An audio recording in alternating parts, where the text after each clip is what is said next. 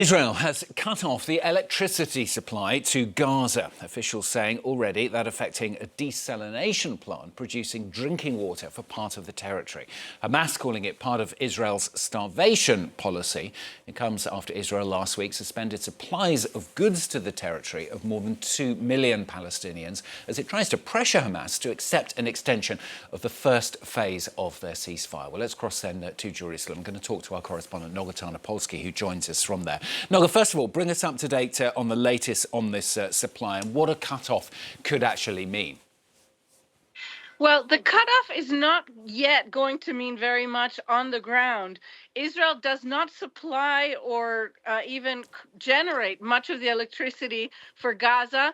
And so when the Israeli energy minister announced kind of bombastically that they were cutting off all electricity to Gaza, the fact of the matter is that Israel was just supplying, the Israel Electric Corporation was supplying electricity just to this one desalination plant in the humanitarian area of El Masawi. And so that has been cut off, but that is it.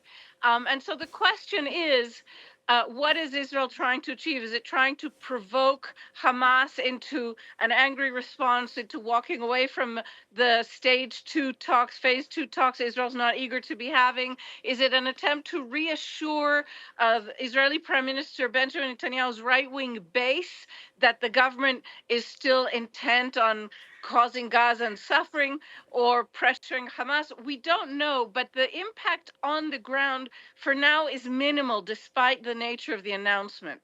And let's bring our listeners and our viewers up to date with those talks as well. New talks starting in Doha.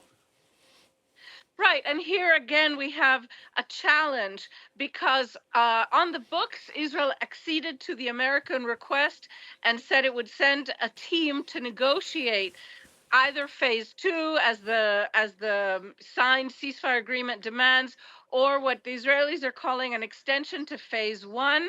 But in reality, this team has yet to take off. The Israeli government has yet to define what its mandate is. And Netanyahu has chosen not to send his right-hand man, Ron Dermer, who he recently installed as head of the negotiation team. He decapitated this negotiating team. He got rid of the heads of the Mossad and the Shin Bet, and he put his crony in there and said, this man is not going. So it's a low-level team that doesn't yet have instructions. And to the best of my ability to understand, this is, again, a kind of kabuki political theater. We're seeing Israel accede to the U.S. demand, but de facto not really engaging in these talks and basically sidelining itself and waiting to hear what the American government determines. Noga, thanks very much. Noga Tarnopolsky joining us there live from Jerusalem.